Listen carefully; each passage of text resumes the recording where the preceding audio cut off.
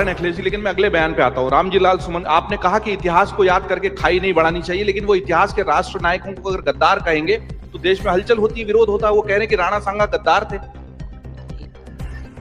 कई बार मैंने लोकसभा में देखा है, और कोई पहली बार नहीं लोकसभा, अगर आप लोकसभा का पूरा इतिहास उठा करके देखें, कई बार किसी भाव में कोई बात कह दी जाती है और गलत जब होता है तो स्पीकर कहता है इस शब्द को निकाल दिया जाए रिकॉर्ड से, क्योंकि इस समय सोशल मीडिया है, रिकॉर्ड से चीज नहीं निकाली जा सकती है। तो ये सरकार को तय करना चाहिए। सरकार क्यों नहीं पाबंदी लगाती है? सरकार हर चीज पे पाबंदी लगा सकती है।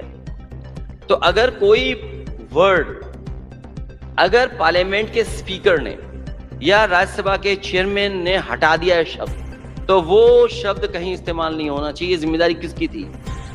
ये भारतीय जनता पार्टी की जिम्मेदारी थी। विलोपित तो हुआ नहीं अखिलेश जी, नहीं, और ना रामजी लाल सुमन जी ने उस पर माफी मांगी या कुछ कहा कि मैंने गलत बोला। उन्होंने भी गलत, वो तो कह रहे हैं मैं गलत बोला ही नहीं। जब आपका रिकॉर्ड से वो बात निकाल दी गई है, कार्रवाई करते, और हमें क्या बोलते हैं आप लोग, भाजपा के लोग हमें बोल सकते हैं क्या? अब आप ये बताइए मुझे, ये पार्टी का डिसीजन है, हमें क्या लेना? जब मैंने ये कह दिया कि कोई भी किसी पर टिप्पणी नहीं करेगा, इतिहास है वो इतिहास रहने दो, इतिहास में अच्छी चीजें भी हैं, बुरी चीज भी हैं, तो आप किसी की भावना को ठेस नहीं पहुंचा सकते। जब पार्टी ने कह दिया, आपके लोग हमें क्या नहीं कहते? आपने कहा कि हम गोली मार देंगे, बताओ क्या आप गोली मार दोगे क्या? और हम उनमें से हैं जो घबराने वाले नहीं हैं। आपने बीजेपी ने क्यों कहलवाया कि गोली मार देंगे?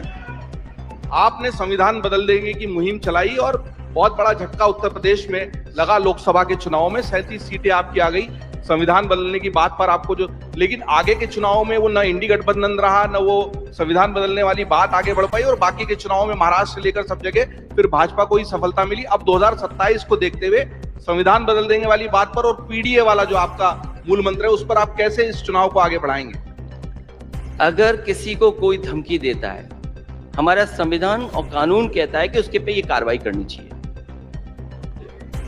संविधान और कानून ये कहता है, और संविधान और कानून के तहत आप कार्रवाई करिए। तो इसीलिए तो हम कह रहे हैं कि यहां पर कानून और संविधान नहीं चल रहा है। कोई भी किसी को कुछ भी कर सकता है।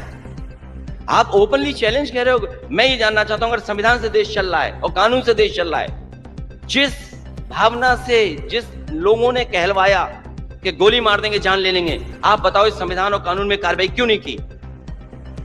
इसीलिए नहीं की ना, क्योंकि आप संविधान और कानून को नहीं मानते हैं आप।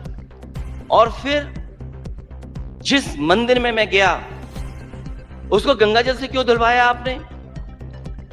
क्या हमारा संविधान कानून ये कहता है कि आप गंगा जल से धो देंगे मंदिर को? आप क्या ये नियम और कानून से चलेगा कि नहीं चलेगा?